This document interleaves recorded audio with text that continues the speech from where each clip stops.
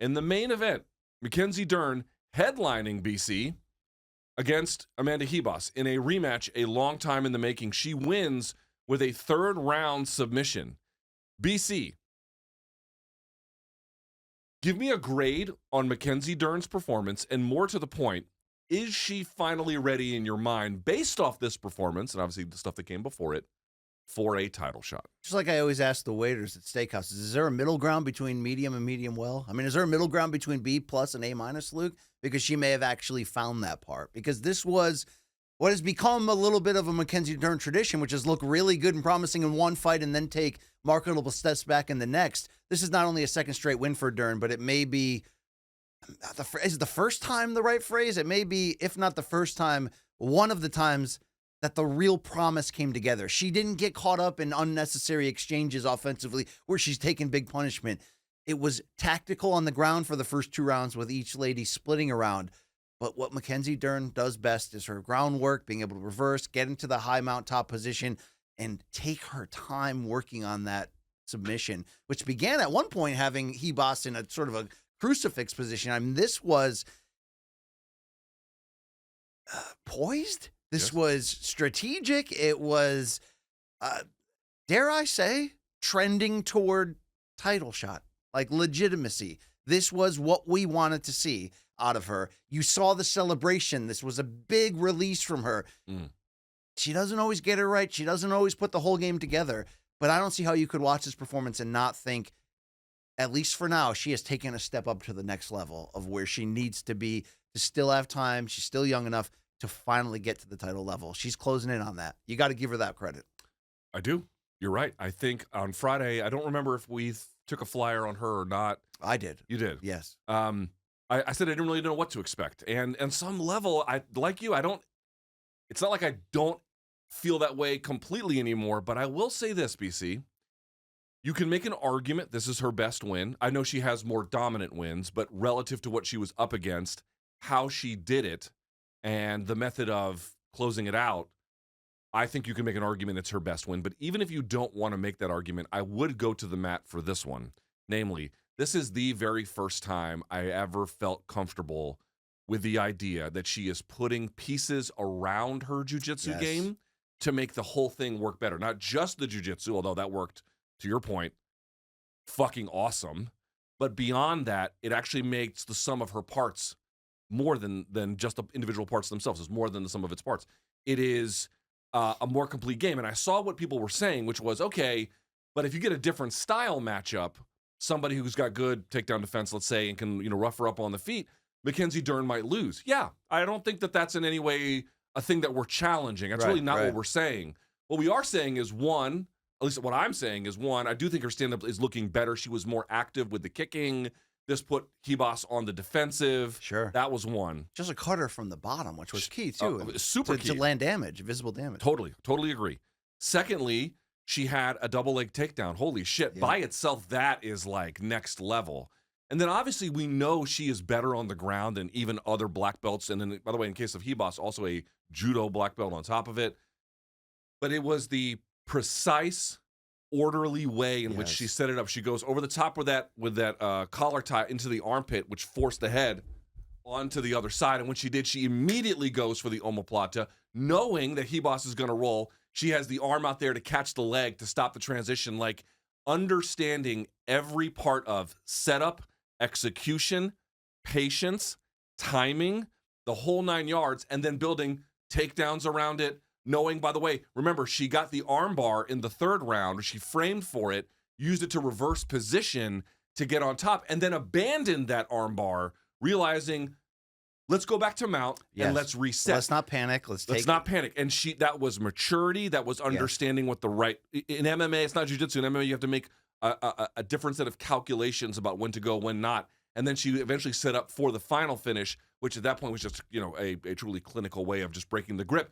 BC, this is the first time that told me she is putting things together for a more complete game. Because it showed us that she's not getting in her own way for the first time in a while. And I think the consistency of having Jason Perillo in the corner is key for her. When he's not in her corner, her striking can quickly fall apart and the technique can be gone and she could be taking huge shots. And she does have a great chin. That can be a superpower that if she does end up getting to that title level finally, that can be a big win for her. But Luke, we can't see her in wars every single fight leaning with that chin leaning over with the chin sticking out. I really think when she commits to the same team, I mean, it sounds simple, the same coaches, the same team, and buy in. Perillo's the good coach for the striking side of her. Obviously, she's ahead of everybody else when it comes to the jiu-jitsu, but not making the mistakes in some of those other areas allowed her to lean more into her strengths. And we saw a veteran out there. We saw a veteran performance, and that's what you've been looking for if you've been giving her 9 lives and wondering, is there still time? Can she put it together? The key part of this, though, is that given the lack of depth suddenly in this division and the fact that a lot of people are coming off of losses, there's an argument to be made if she could slip through and cut that line and go to the front. Yet it's Dern again in the post-fight interview saying, no, I need at least 1 or 2 more wins. So it's like she's realizing that this is my favorite part about it. She's not trying to cut the line and get in front and go, well, yeah, it looked good here. How about a title shot next? She's the one saying, no, let's do it piece by piece. For someone that's been so inconsistent, she's creating her own consistency, which is going to be the key for her to get out of her own way, like I'm saying, and not call, you don't want self-enforced errors. She's removing those. Whether it was matchup dependent or not, look, he busts a tough out. 6-1 at strawweight coming in, and Dern handled her ultimately. What do you make of the idea, though, that, okay, there was weight classes and opponent difficulty that played a role, but Ribas did come in up and down, up and down, up and down, and here she was back down again. I'm going to play devil's advocate. Sure. Why can't we say, oh, well, this is just Ribas underperforming, because sometimes she underperforms?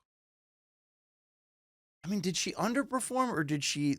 What I think Ribas' biggest problem has been in the times where it looked like she's stepping up to another level and then would lose competitively, is does she have enough offensively to come over the top against very good fighters? Here's my answer to that, because I thought about this too. Like, I don't think she looked bad. She just wasn't overly effective, right? I think she wasn't overly effective. I also think she was inherently defensive. So in that second round, if I believe, is the one where she had the majority of the time spent on top. And she was very careful about that, which, of course, you have to be with the Mackenzie Dern. But I'm just saying, in general, her game plan appeared to be wait, let Dern make a mistake. Because you could wait before, and Dern's just going to fucking walk into something and get blasted, or, walk into a double underhooks and get, taken down. Square up, do something. Exactly. Do something fucking totally inadvisable because she's just looking for offense. Yep. She didn't really do that this time.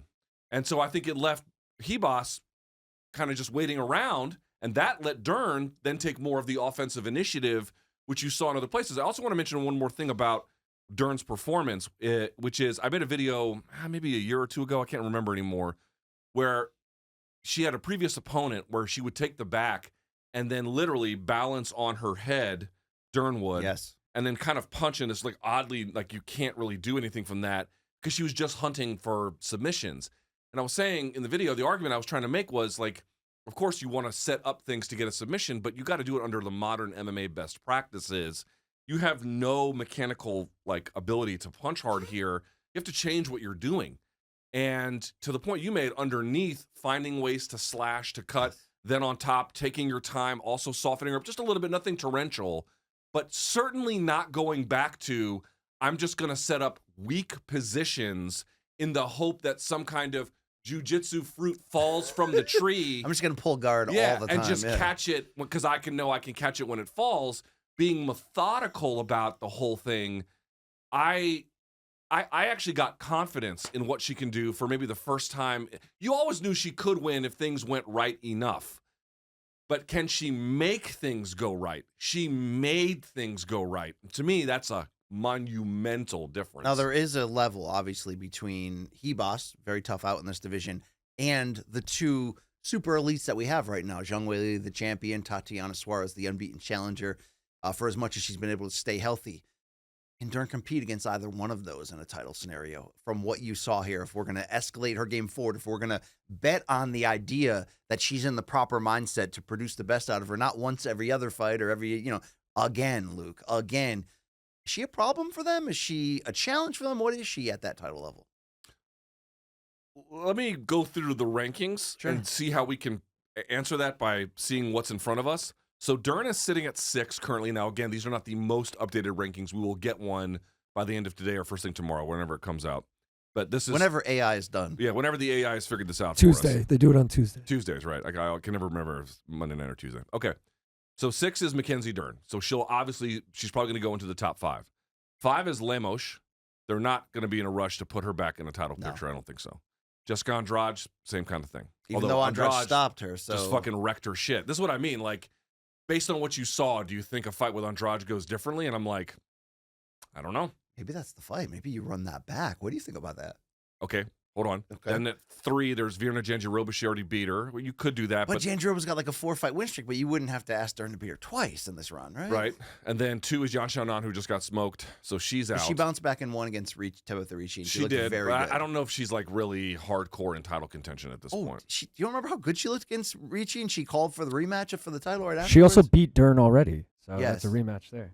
Oh, the rematch I could buy. I'm talking about Yan getting a title shot. Never mind. I'm talking about Dern. Yeah. No, I'm talking about Yan getting a title shot. I don't think that the UFC is currently like hot under the collar for that idea. Right. And then you have Suarez and Zhang Weili. They're going to battle it out. Let's match those up. So Lemos, I don't think is going to happen. The Andrade fight, I absolutely love as another one. Now, you might say that's a waste because Andrade has kind of already had her title fight experiences, and she would end up just beating Dern potentially, and then you get no real fresh contender. That's one way to look at that. The Jandiroba fight, I don't have any interest in. Poor Jandiroba. I mean, all she's doing is winning lately against good names, but no one wants to boost her into a title fight. Can we be honest? She seems like an awesome person, and she's very good as a fighter. There's just no juice there. Okay. There's just no fan base. There's no energy behind it. There's no cause. There's no nothing. And I'm sorry, but like, I don't mean to be difficult about it, but you're going to tell me decisions don't get made with that. They do. Counting? They do, Luke. Like, they obviously count. Oh, yeah. The Yan Xiaonan fight. Dern Yan Xiaonan too. Wait, so what happened the first time around? Remind me on that. I don't actually can't even remember. They main evented, and it was a majority decision for Yan. I think she survived several difficult moments on the ground, but otherwise was tuning her up. That's right. And I don't think Dern could do enough offensively with the striking to... That's an interesting one. Here's the thing, though. Yan showed against Baby Shark, though, that she's like renewed. I think she's 36 years old, but she's like, I mean, she was competitive against Weili in the title loss at the UFC 300. Okay, but if you're the UFC, are you going to play the risk game? Because you do have Dern coming off of a stoppage win and a big celebration. You've been waiting forever for her to beat somebody like this. You can play up Amanda's. Like I said, she was 6-1 at strawweight coming in, even though she's had losses at flyweight. Are you going to roll that dice again if you're the UFC, rather than just maybe telling her, hey, we'll take the next few months off, watch Suarez versus Weili, and you get the winner? Here's my view. I think if Suarez wins cleanly, you feed her Dern. An interesting fight. Long Island Luke, you're nodding. Yeah, because I've been thinking ever since Dern won on Saturday that's the fight to make. Tatiana and Dern intrigues me a lot. It's an intriguing matchup. It's again, Suarez is in a weird stage, but so you're saying if Weili wins, you're saying no with Dern there? I think if Zhang Weili wins, no, you don't feed her Dern. Dern has to get one more. I think the concept, like, I don't know how much time. Here's the thing. Remember, Suarez was supposed to have a fight against Jandiroba and Lemos, both of which fell through. I believe those are the two names, both of which fell through. And then UFC was like, you know what? Fuck it.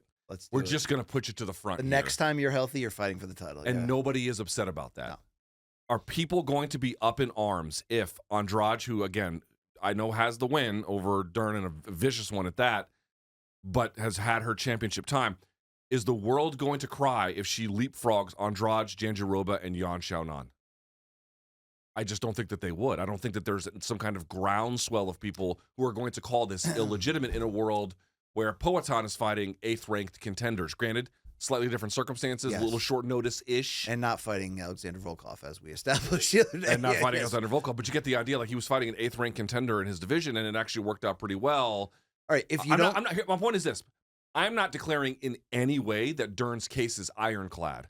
I'm saying if you're trying to make interesting fights in the women's side of the game, Suarez having to contend with Dern's jiu-jitsu over the course of 5 rounds sounds to me fucking super interesting, and a new fresh fight in this division, which you've already got a fresh champion. You could get another fresh champion, or Suarez could get a secondary signature kind of win. I guess beating Zhang Weili would be closer to the first of those, but this will be a second in the approximation. Like, I don't see what the downside is. Yeah, I figured it out. Here's what they're gonna have to do. They're gonna do Weili versus Suarez. We know. I think you got to do Yan Xiaonan versus Virna. Jandiroba.